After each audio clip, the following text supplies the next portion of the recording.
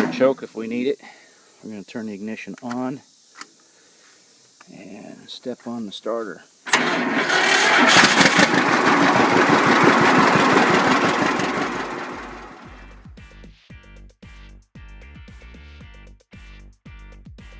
As prairie farmers use less and less tillage for cropping systems, there has come to be an increasing reliance on herbicides for weed control. Tillage is the practice of disturbing soil on agricultural fields in order to prepare seed beds, to reduce weed competition, to increase the rate of decay of surface residue, and to make available nutrients for crops. However, tillage can have numerous negative effects, mainly the loss of topsoil through erosion. Erosion is a serious difficulty for the farmer because topsoil loss reduces the fertility of agricultural fields. And for the wider community, when eroded soil is transported by wind in blinding dust storms or into water, where it can choke waterways and disrupt the native nutrient balance to favor growth of pests like cyanobacteria. Technological improvements such as affordable broad-spectrum herbicides and advanced air seeders have allowed farmers to reduce or eliminate tillage. However, increased reliance on herbicides is problematic for several reasons. First, herbicides already represent a significant cost for the farmer. If more farmers continue to adopt zero-till farming, average costs will rise commensurately. Second, herbicides may have significant long-term environmental impacts. Atrazine, for example, a common pesticide used in maize production, can be carcinogenic, can act as a hormone disruptor, and can remain persistent even in treated drinking water. Third, farmers who need more herbicide experience diminished sovereignty over their production, as they become reliant on an agro-industrial complex which does not value sustainability or the profitability of individual farmers. To farm sustainably while avoiding these negative consequences, the goal of zero-till agriculture should be organic production, which sidesteps the difficulties associated with herbicides. However, organic zero-till production is a very complex endeavor, and weed management represents a major challenge in these systems. In this video, we explore what organic zero-till is all about, what it has to offer, some of its limitations, and opinions as to its future. We spoke with both researchers and farmers in order to fully understand the potential of organic zero-till for addressing some of the problems already mentioned.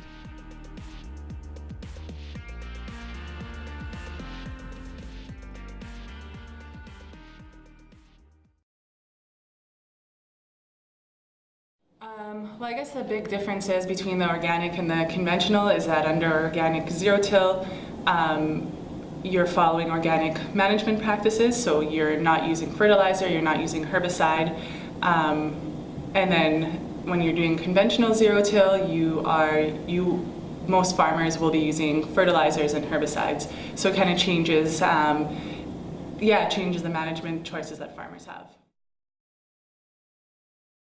In an organic zero-till, your weed strategies would be, I guess first of all, you'd kind of be focusing on having a good crop rotation. So that would be, that would be your number one thing to be able to anticipate weeds from getting too bad.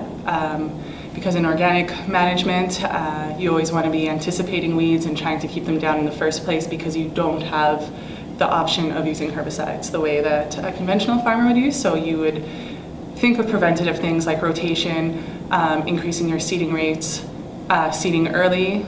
In some crops it might be a little bit beneficial to seed late, but let's say seeding early. I said increasing seeding rates, and then using maybe some varieties might be more competitive than others, so taking that route. And then if you're in an organic zero-till, you're using your mulch as a way to control your weeds, so you are growing crops that create a mulch that are very thick. So you're trying to have as much biomass as you possibly can. And you might also grow crops that are have allelopathic components to them, so that could help you out also.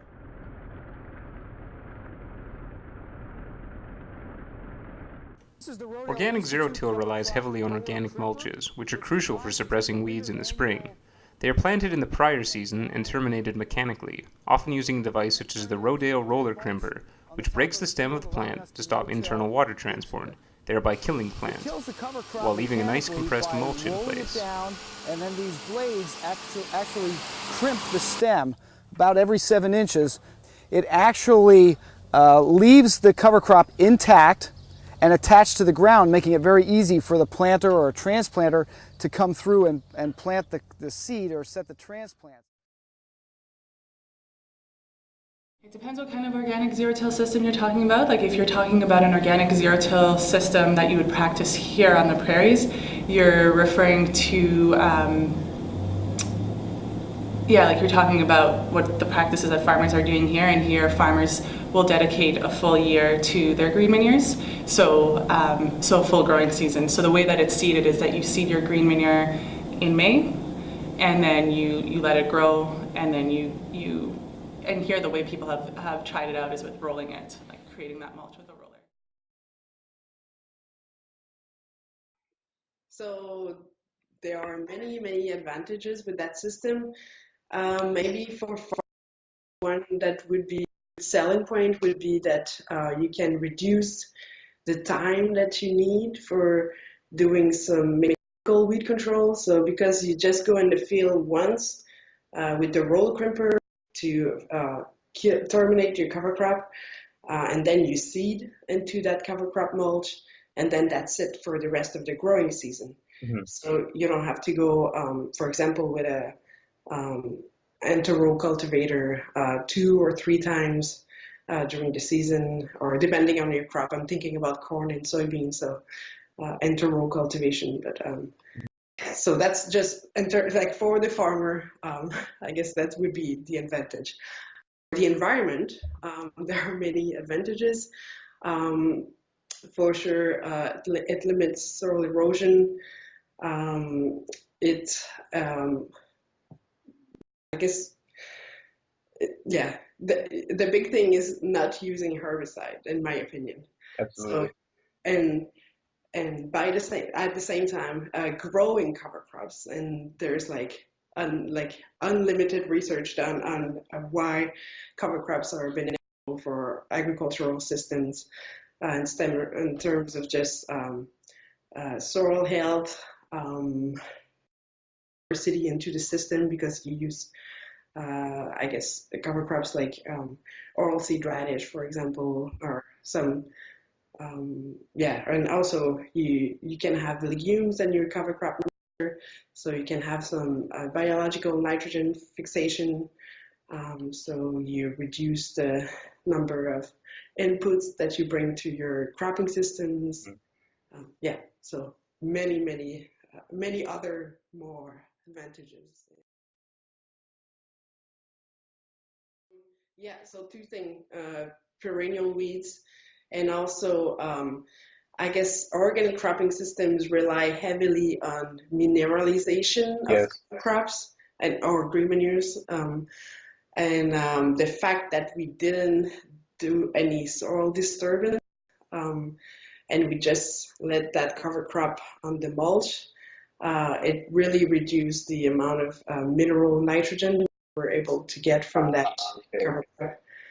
So a lot of that nitrogen just stayed in the mulch and didn't mineralize because it was not incorporated into the soil. So 2 things: perennial weeds and reduced nitrogen levels in the soils.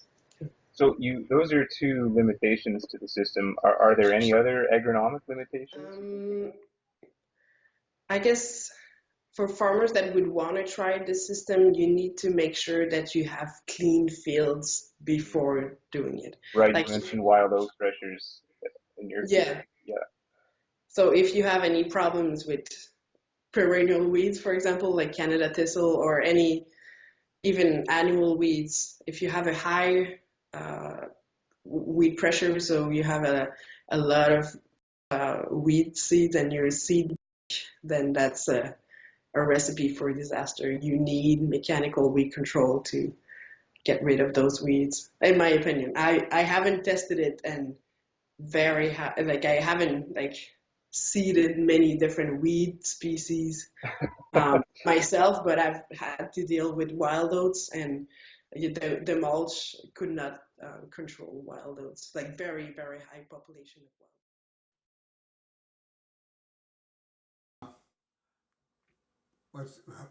It's definitely a cost thing and an environmental thing. Mm-hmm. Less herbicides on a field and on a crop will definitely improve our environmental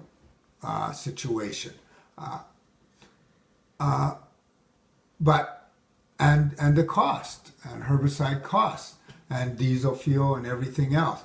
But it's even the cost of the chemical itself would be enough to warrant not doing it.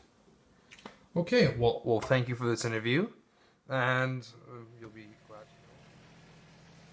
As you can see, organic zero-till offers numerous possibilities, but still has several challenges to confront as well.